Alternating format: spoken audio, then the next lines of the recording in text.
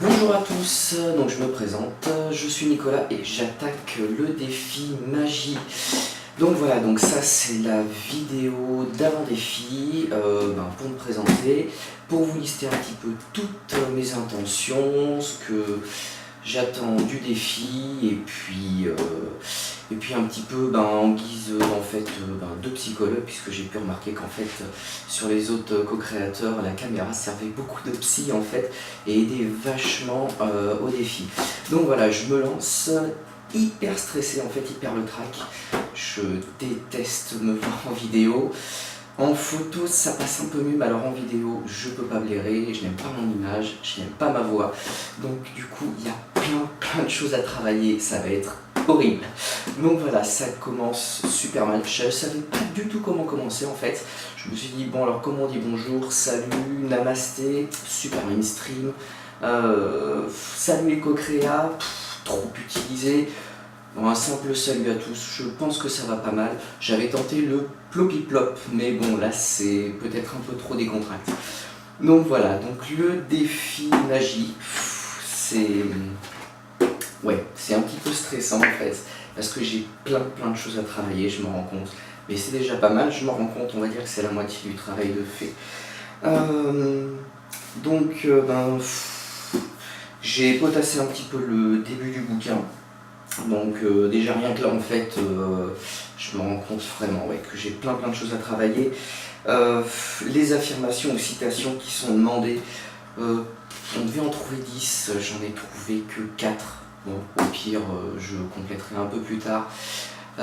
Donc mes petites affirmations, elles sont toutes simples, toutes bêtes, mais je pense que ça fonctionne quand même. Elles sont hyper connues, la vie vaut la peine d'être vécue parce que oui, malgré tout, la vie vaut la peine d'être vécue malgré tout ce qu'on peut traverser d'hyper dur, de pénible. Il y a quand même des choses super agréables, super belles. Le simple fait d'être en vie, je sais pas, de pouvoir voir toutes les couleurs qui nous entourent, l'amour, tout ça. Et justement, on vient à la deuxième citation, l'amour vaincra toujours. Ça peut paraître super niais, mais je pense qu'en ces temps actuels, c'est plus que vrai, surtout plus que nécessaire. La troisième, il n'est jamais trop tard. Et non, il n'est jamais trop tard pour faire quoi que ce soit d'ailleurs, notamment le défi. Voilà, il n'est pas trop tard. Je pense que même à 80 ans, on peut attaquer un défi des 100 jours. Ce serait pas mal. Et qui ne tente rien n'a rien. Oui, on va tenter le défi, on va essayer d'arriver au bout. Ensuite, donc, on devait choisir 3 livres qui nous inspirent. J'en ai trouvé que 2. J'ai trouvé que 2 livres. Pourtant, j'ai lu pas mal de livres. Mais alors, c'est pas que tous les livres que j'ai lus m'aient pas inspiré, mais je pense pas que ça rentre forcément dans un cadre entre guillemets, on va dire spirituel. Parce qu'il y a plein de livres derrière moi, je savais pas trop quoi prendre comme décor de fond à peu près sympa. J'avais pas envie d'un mur blanc parce que je trouvais ça trop simple.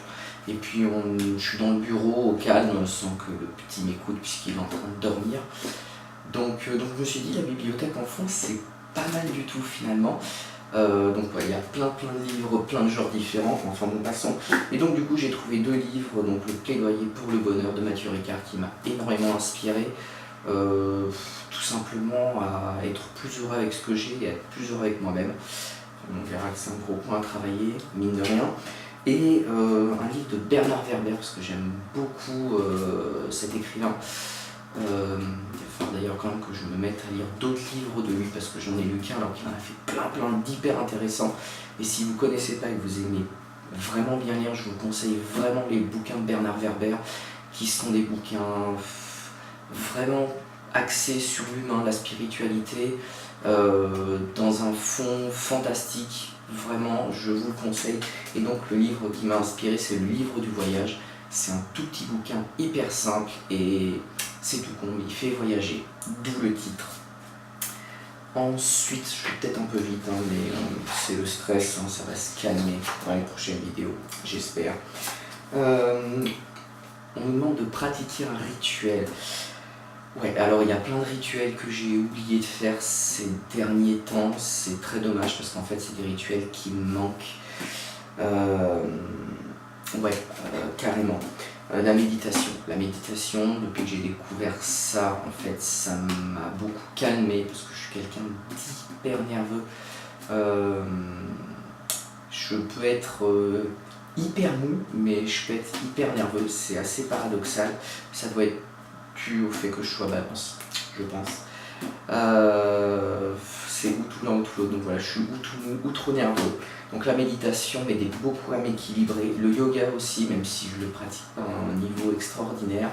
Le simple fait de faire juste quelques mouvements, quelques pauses m'aidait beaucoup. En autre activité qui me manque énormément, c'est la photographie, parce que ça c'est ma passion, j'adore la photo et en ce moment j'ai plus vraiment le temps de la pratiquer parce qu'il y a plein de choses qui font que c'est compliqué en fait. J'ai du mal à me dégager du temps pour moi, chose que je devrais faire en fait. Donc faire plus garder bébé en fait. Et puis malgré tout, aller faire quelques photos, même si c'est pas longtemps en fait. C'est vrai que je devrais le faire parce que ça me manque beaucoup et la photo pour moi c'est aussi une autre forme de méditation. C'est-à-dire que quand je suis devant le sujet que j'ai choisi, je m'enferme un petit peu dans ma bulle et il y a finalement que moi et le sujet en fait. L'appareil devient finalement qu'une extension de moi. Et à ce moment-là, je suis vraiment dans un autre monde et je suis vraiment dans mon mode d'expression. Comme un petit peu dans les petits écrits que je fais, ça me permet finalement de faire ressortir ce que j'ai au fond de moi